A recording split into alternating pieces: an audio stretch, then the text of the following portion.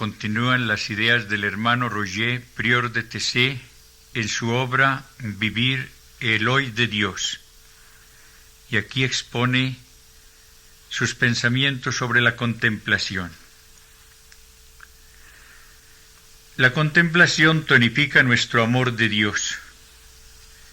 Si es auténtica, esta afección del ser entero por Cristo necesariamente se ha de exteriorizar hacia el prójimo. El amor con que amamos al otro es la garantía de la verdad de nuestra contemplación.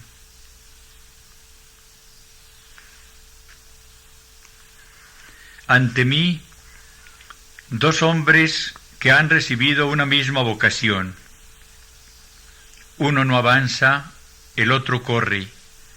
Sabe echar de sí todas las cargas inútiles y corre, fijando su mirada en Jesús.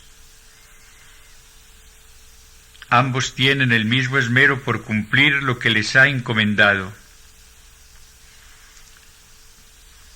Uno está sufriendo permanentemente. Está hipersensibilizado ante las reacciones del prójimo y no puede renovar en cada diálogo la misericordia interior que permite aceptarlo todo en el otro. El otro recibe las mismas heridas, pero permanece, sin embargo, gozoso y rara vez abatido. Para el primero es preferible la muerte a la vida en Dios, y para el segundo cuenta exclusivamente la caridad, siempre vivificada al contacto con el prójimo. Comprobación turbadora. En el primero se han apagado la misericordia, el sentido simple del perdón. A partir de ese momento, la vida entre los hombres se le hace intolerable. En el otro, que vive de la presencia de Cristo, las mismas dificultades de codearse con el prójimo, lejos de detenerle, activan su marcha. Una certeza: toda comunicación con Dios conduce al prójimo. El signo de autenticidad de toda vida interior, es decir, de toda relación con Jesucristo, es el descubrimiento del prójimo. Y si el prójimo desaparece de nuestro diálogo con Cristo, es porque nuestro amor a Dios se refiere a una divinidad mítica sin relación alguna con nuestra humanidad, pero no al Cristo del Evangelio. En el hombre sin Dios, el alma es devorada por el amor. En el cristiano es asfixiada si el amor de Dios excluye el amor del prójimo. La contemplación permite captar una verdad de Dios con amor. Es dada a quienes poseen la simplicidad del corazón. En su vida interior, el cristiano es capaz de llevar en él tan solo algunas verdades esenciales. Cuando las ha captado, lo que ha de hacer es desarrollarlas. El caminar de su vida cristiana atraviesa sombra y luz y pasa del olvido del tesoro confiado a la súbita y responsable conciencia de su valor. Dichosos los sencillos, los que poseen el espíritu de simplicidad, suyo es el reino. La ciencia de Dios, la teología, la acumulación de conocimientos no añaden ningún privilegio en la contemplación del misterio divino. A menudo son un medio de distraer de él. Hay aquí algo semejante a un efecto de la justicia de Dios que da a los humildes, a los pequeños de este mundo, una revelación de su presencia.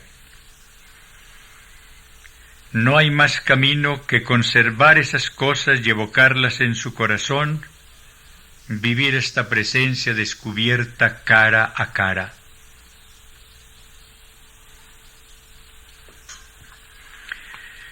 Nada de esto es perceptible en aquellos que han sido objeto de esta atención del Señor. Si se pusieran de muestra estos beneficios, habría que sospechar que el yo había ocupado un lugar demasiado importante en este instante en que Dios lo es todo. Se trataría en este caso de ilusión de la contemplación. Incluso aquellos que para ir a Dios quisieran practicar ayuno y abstinencia, ¿acaso no deben perfumarse la cabeza a fin de que no se pueda percibir en ellos nada de su intención? La contemplación será siempre un posible camino para todo cristiano. Verdad es que son muy pocos aquellos para quienes la oración es una sed. De allí el desfallecimiento de tantos cristianos ante las dificultades de un diálogo con Dios. Para algunos son meses y años sin que haya manera de reanudar el contacto con Dios en la oración. Hay que hablar decididamente entonces de aridez, de noche espiritual. Desde luego que no. Ahí puede radicar precisamente una llamada a la contemplación.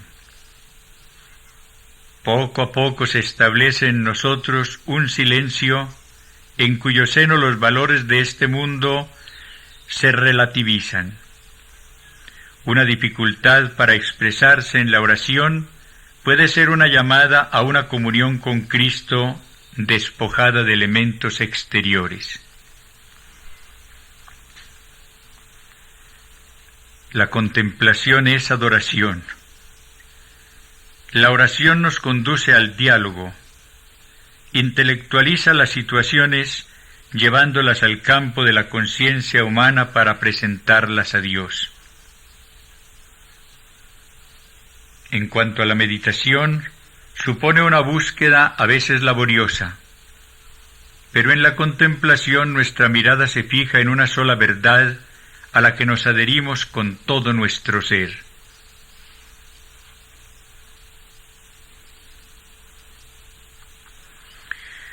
Puesto que embarga al hombre en su totalidad, la contemplación del Dios de Jesucristo no puede conducir al quietismo. Al contrario, arrastra a la acción audaz sin tibieza posible. Nos lanza indefectiblemente a la carrera. El que corre ha de discernir, aunque sea poco, el camino.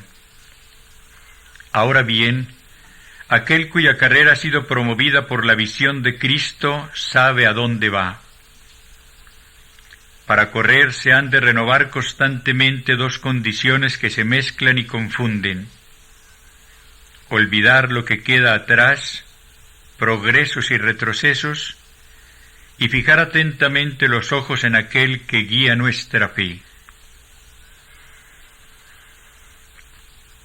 De nuestro mirar a Cristo invisible depende toda la transformación de nuestro ser. Este cambio puede ser imperceptible a nuestra propia mirada e indudablemente es mejor que así sea. Basta saber que de día y de noche la semilla germina y crece sin que sepamos cómo.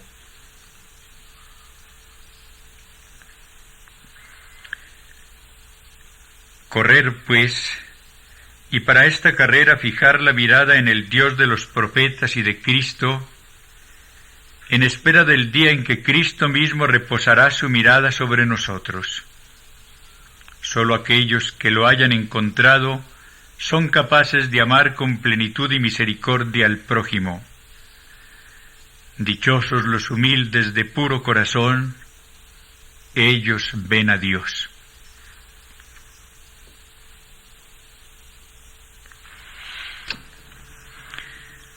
Vida interior y combate por Cristo. Los tratadistas de la vida interior del cristiano deben recordar ante todo que las disciplinas espirituales son métodos relativos. Es más fácil escribirlas que vivirlas. Es la persona en su totalidad quien debe estar animada por la vida interior, cuerpo, alma y espíritu. No se puede vigilar únicamente el pensamiento o tan solo el cuerpo. Entre lo físico y lo psíquico hay una relación tan íntima, una reciprocidad tan estrecha, que el desorden de uno acarrea el del otro. Espíritu y cuerpo son uno. Tenerlos abiertos, disponibles para la acción de Dios, tal es el fundamento de todo combate interior. El objetivo es mantener a la criatura en la comunión con el Creador. La única perspectiva, una comunión de toda la persona con Jesucristo. ¿El combate interior por Cristo consistiría acaso en someter la materia al espíritu, es decir, en apresurar la muerte de los sentidos y del cuerpo? ¿Vivir sería aplicarse a morir según la fórmula de Platón? En el Evangelio no hay dualismo materia-espíritu. Al contrario, Dios se hizo carne, se revistió de un cuerpo humano, habitó entre nosotros. El combate de la vida no es una lucha del espíritu del hombre por someter su cuerpo, sino la lucha del Espíritu de Dios por someter a él todos los poderes del hombre. La ascesis cristiana no exige una moral de abstenciones. No es un fin en sí misma, es un medio para responder a la gracia. De todos modos, la recomendación de cortar la mano, si te fuera ocasión de caer, nos da pie para creer que la ascesis implica en ciertos casos unas medidas radicales cuando se han agotado todos los demás medios de sanar. De la misma forma que un médico no amputa un miembro más que cuando todos los demás procedimientos han fracasado. La respuesta del hombre a la gracia será la sumisión de su persona a la acción del Espíritu de Dios. No hay que quebrarse la cabeza para saber qué privaciones imponerse. El dominio de la persona constituye un programa suficiente. En vez de ir más allá de las exigencias de Dios, es mejor cumplir con simplicidad de corazón lo que se nos pide cada día, lo que se nos pide hoy. Inconscientemente nuestro corazón puede preferir ciertas exigencias ideales a las del día, las de hoy. Cuando se nos pide en realidad que sigamos pacientemente un camino a la búsqueda de Dios, rechazamos los abundantes dones prefiriendo en su lugar inútiles exámenes de conciencia, mirando nuestro pecado antes que el incomprensible perdón de Dios, buscando en solitario remedios para nuestro mal íntimo, cuando Dios nos los brinda a través de los medios de gracia ofrecida en la Iglesia.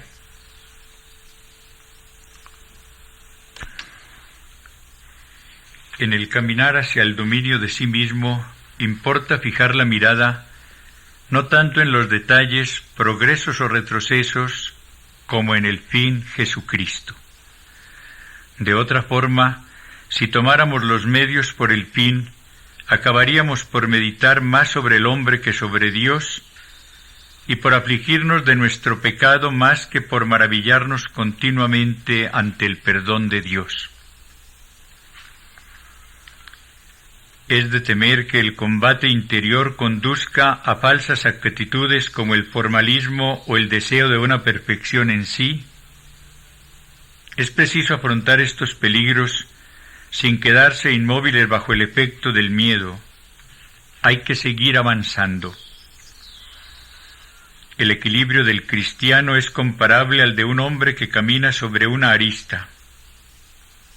Solo Dios puede mantener firme en su caminar al que acepta el riesgo cristiano. Corre hacia Cristo.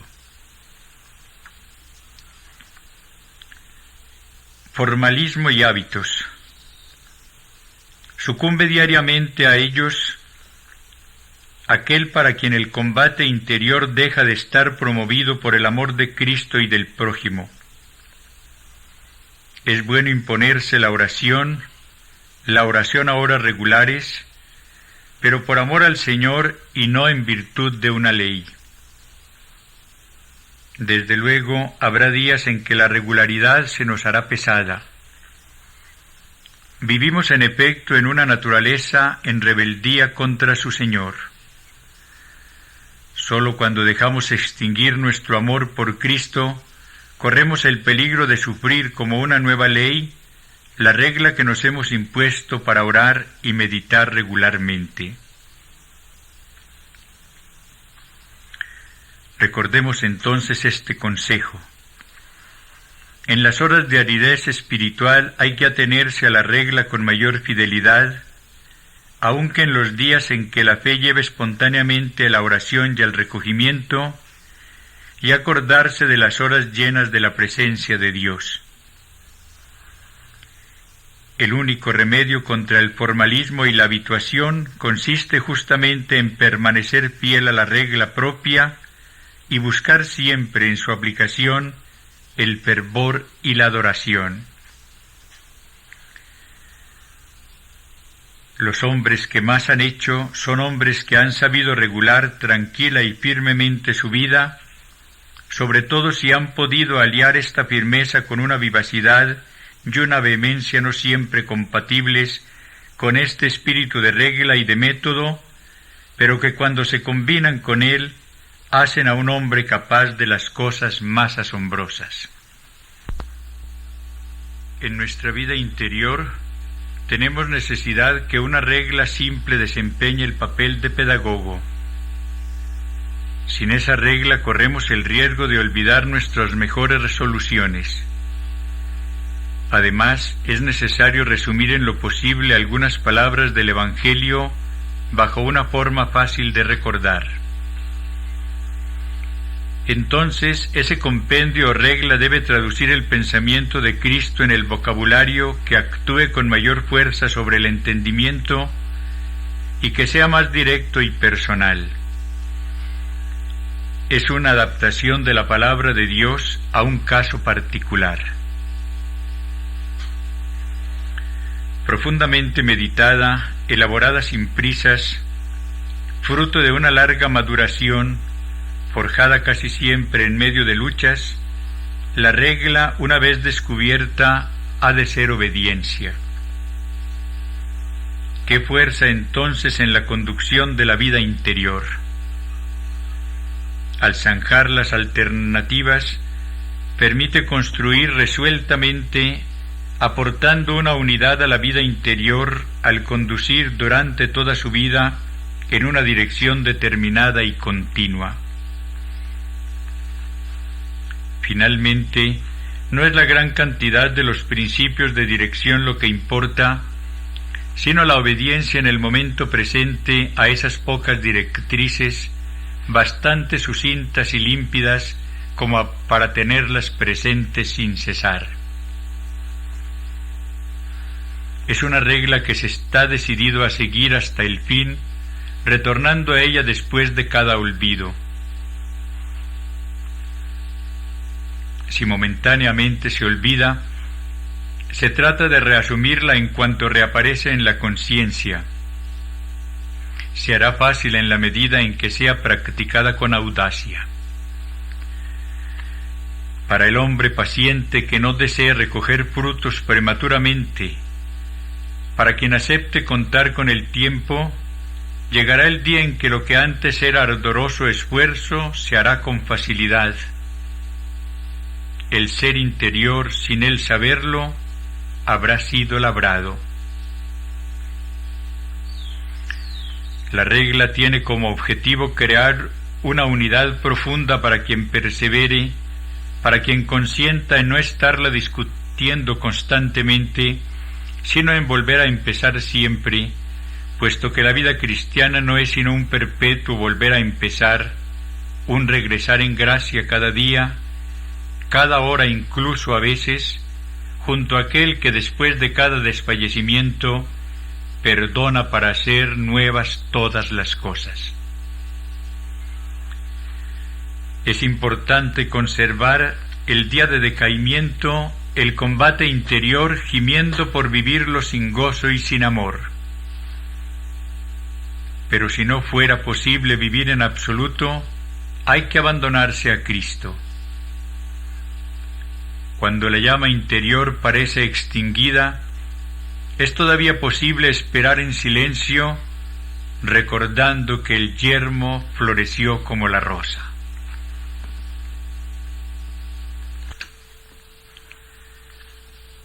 Dejar que Cristo haga prender en nosotros el fuego de su amor.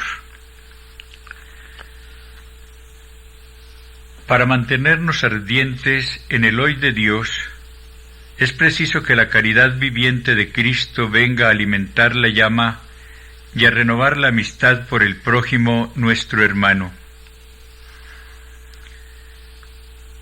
Por paradójico que sea, sabemos que muchas veces es más agradable la proximidad con el hombre que no conoce a Dios que con el cristiano.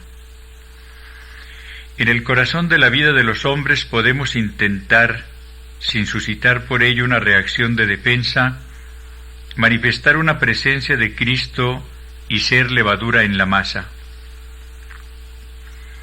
Cuánto más difícil es una amistad entre cristianos. El envejecimiento de las sociedades cristianas y la división en denominaciones enconan las relaciones hasta el punto de hacer que esta amistad sea poco estable. Nos exponemos a hundirnos en un terreno que a lo largo de los siglos se ha ido cargando de elementos pasionales. Nuestra facultad racional está viciada. Parece incapaz de recuperar su verdadero semblante, que consiste en buscar la verdad en la caridad. Aunque no es cuestión, no puede serlo, de echar a barato la verdad, sin embargo es preciso afirmar que no hay verdad sin caridad. Hay actualmente una exigencia primordial de la caridad en las relaciones cristianas que nos ha de conducir a desechar la actitud sumamente fácil y demasiado conforme al hombre natural que consiste en situarse como juez. ¿Cómo esperar sin una conversión al amor de Jesucristo la transformación íntima de nuestras posiciones confesionales forjadas a lo largo de generaciones cristianas?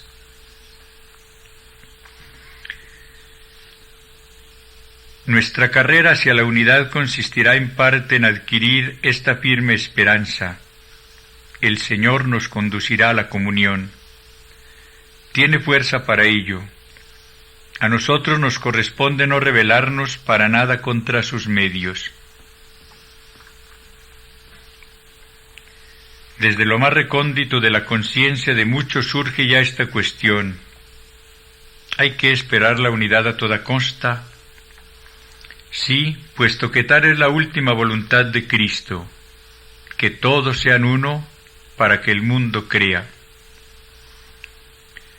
A partir de este momento la comunión visible se convierte no ya en una aspiración humana cualquiera, sino en una exigencia de fe. No está movida por las circunstancias exteriores del mundo, es obediencia a Cristo. La actitud interior que permitirá esta nueva obediencia tiene su raíz en una vida en Cristo. Esta vida no da una nostalgia sentimental de la unidad, sino una fuerza viril para hacer que se extingan en nosotros las oposiciones que mermaban nuestras fuerzas vivas. Amar a la Iglesia como Cristo la ha amado. Aceptar que no puede avanzar sino a través de los surcos profundos abiertos por el pecado de sus hijos, por su espíritu de división y de suficiencia. Amarla a pesar de la mediocridad de algunos de los que tienen graves responsabilidades en su seno. Amar a la Iglesia en sus miembros, en los mejores de sus hijos, pero también en aquellos que son más mezquinos. Así camina la Iglesia de Cristo a lo largo de los tiempos. Está viva en la medida en que está animada por la caridad de sus fieles. Es fuerte cuando sus miembros se arman un día tras otro con la infinita paciencia de la fe.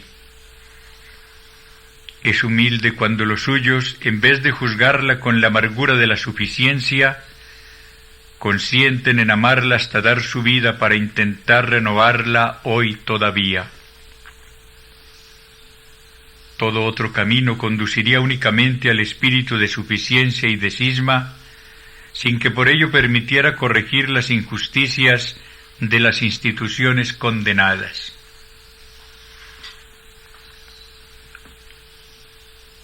Los juicios emitidos desde fuera no pueden hacer más que encallecer y cerrar sobre sí mismos a los que se saben juzgados. A la fuerza hemos de reconocer que ni la firmeza ni las justas razones de los reformadores salidos de su confesión, que clamaban con toda su esperanza por una transformación de la Iglesia, hicieron posible la reforma de esta Iglesia.